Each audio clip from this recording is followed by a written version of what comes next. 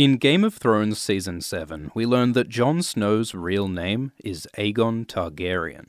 He's the son of Rhaegar Targaryen, which means Daenerys is Jon's aunt. Yes, Jon has sex with his aunt. Rhaegar's dead now, so's Viserys Targaryen, and Aerys and Aemon Targaryen. In the books there's still Bloodraven, a Targaryen bastard, and young Griff, who claims to be Targaryen, but Bryndon's a tree, and Griff might be fake. Go watch those videos. So really, Daenerys and Jon are the last Targaryens, last of the dynasty that ruled Westeros for centuries, and last of the Dragon Lords of Valyria. Valyria was an empire that ruled half the world for thousands of years, until 400 years ago it exploded. This was the Doom of Valyria, and it's a mystery connecting to magic, faceless men, Lannister gold, and the legacy of Daenerys and Jon's family. So, Valyria was a peninsula to the east of Westeros. Thousands of years ago, the Valyrians were shepherds among volcanic mountains called the 14 Flames, until they discovered dragons and trained them as weapons of war. At the time, the area was dominated by geese, by old geese, an empire built on slavery. So the Valyrians and their dragons conquered the Giscari and took them as their own slaves. The Valyrians expanded, building an empire across most of the known world. They called themselves the Freehold, because all landowners had a say in government, but wherever they conquered, the Freehold took slaves, sending thousands down the 14 Flames to mine for gold and silver. Valyria had advanced technology and magic. They used dragon flame to shape stone into beautiful towers. They made Valyrian steel swords, long roads, and colonies. Valyria's like ancient Rome, just with dragons. And with incest. The Dragon Lords traditionally married their own siblings. They believed they were descended from dragons, and wanted to keep their blood pure. The Dragon Lords lived in the capital city of Valyria, using magic and politics in an endless struggle for power and glory. Valyria was the center of civilization, until the Doom came. Every hill in Valyria erupted with fire, smoke, and lava, so hot that dragons were burned from the sky. The earth cracked open and swallowed whole towns. Lakes boiled and the sea flooded in. The clouds rained obsidian and black blood. Within hours, the whole peninsula was shattered, the empire gone. All Valyria's knowledge and technology, like how to make Valyrian steel, was lost. The only Dragon Lords to survive this doom were the Targaryens, who had left Valyria years earlier, because Daenerys Targaryen foresaw the doom in a dream. So these Targaryens, the ancestors of Daenerys and Jon, settled on Dragonstone, and would later conquer Westeros. Now, 400 years after the doom, Valyria is a smoking ruin, accursed and demon-haunted. In the show, Tyrion and Jorah visit the ruins and survive, but in the books, no one returns from Valyria. Whole fleets and armies have disappeared there, including Tyrion's uncle, Gerion Lannister. Euron Greyjoy claims to have been there, but he might be lying. Whether the danger is demons or toxic volcanic fumes, the place is dangerous. The Doom still rules Valyria. But what was the Doom, and what caused it? The Doom might have been a natural volcanic eruption. Author George Martin compared the Doom to the eruption of Krakatoa and the fall of Pompeii, but Valyria, he says, involved magic. Valyria is a place of fire magic. It's got dragons and volcanoes. It's called the Lands of the Long Summer. Compare that with far north Westeros, called the Lands of Always Winter, which has White Walkers and ice magic. These two places seem like centers of ice and fire in this world. Maybe they're connected to the irregular seasons. The North had an icy disaster in the Long Night, and Valyria had a fiery disaster in the Doom, and this affected the world's magic. When the Doom fell on Valyria, magic died in the West. It's only recently returning. So the point is that Valyria had some serious cosmic elemental magic happening, and the Valyrians fucked with it. The Valyrians were sorcerers, and for thousands of years they used spells to tame the 14 Flames. But at the same time, they mined the flames for gold and silver. These were volcanoes full of magma and fireworms, and slaves were killed by the hundreds. And yet they kept mining, deeper and deeper, like some Khazad-dûm shit. In Lord of the Rings, the dwarves of Moria delved too greedily and too deep, and they awoke the fiery Balrog.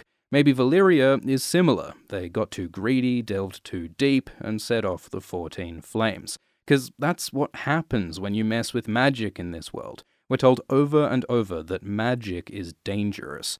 The Valyrians, in their arrogance, thought they could control magic, but it blew up in their face. So now their ruins stand like Ozymandias or Atlantis, a warning against hubris and the mining of magic volcanoes. But there's still more to the story. In Book 4, Arya joins the Faceless Men, a cult of assassins who worship death. She's trained by the Kindly Man, who tells her that the Faceless Men began in Valyria, among the slaves who mined in the 14 flames. He says the slaves suffered so badly in the mines that they wished for death. The first Faceless Man gave the gift of death to a slave. Arya argues that the man should have killed the Valyrian slave masters instead, and he replies that the Faceless would bring the gift to them as well, but that is a tale for another day.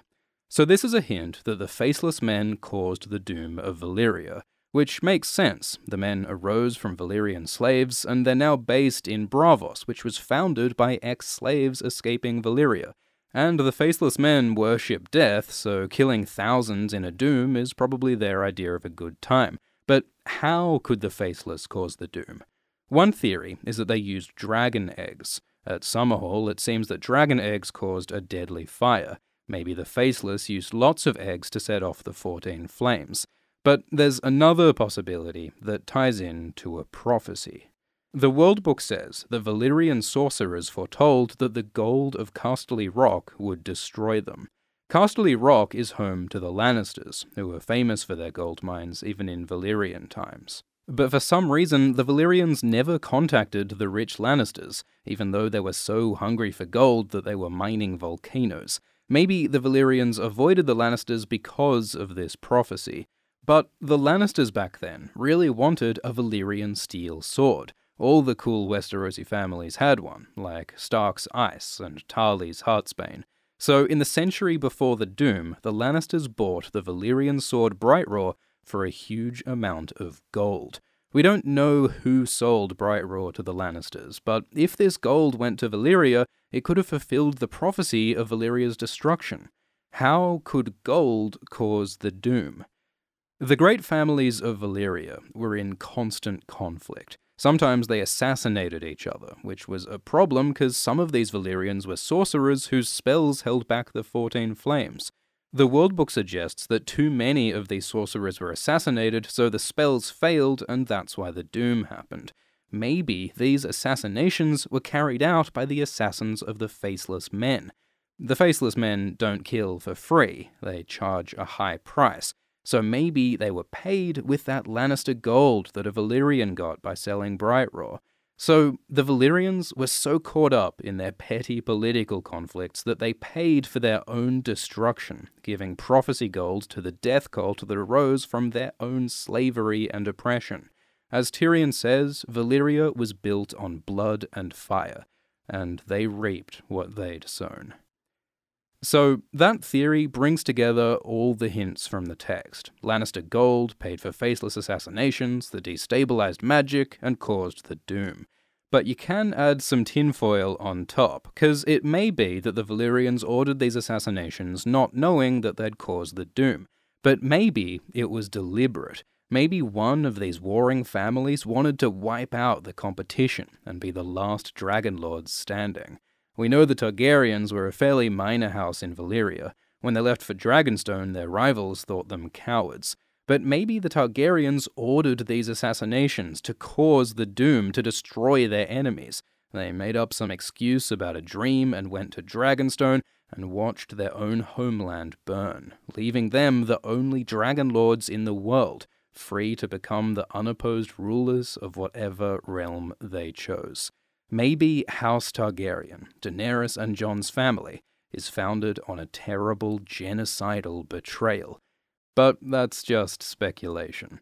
Whatever caused the Doom, Valyria has lessons for its descendants, Daenerys and Jon, because the Valyrians were kinda assholes. They seem to think that just because they were magic and pretty, they could enslave the world. They conquered peaceful peoples and worked thousands of slaves to death. With their theories of racial superiority, they are basically Nazis with dragons, so when they destroyed themselves with their own fire and blood, it's kind of hard to feel sorry for them.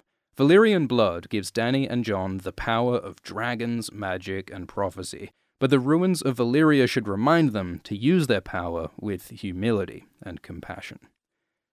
Thank you to History of Westeros for some scripting help, and thanks to the patrons, including Zach Whiteman, Thony Ekstrom, Gannon MacDonald, Leslie Mercado, Tristan Sather, Natasha Lee, and Zezi Besh. Cheers.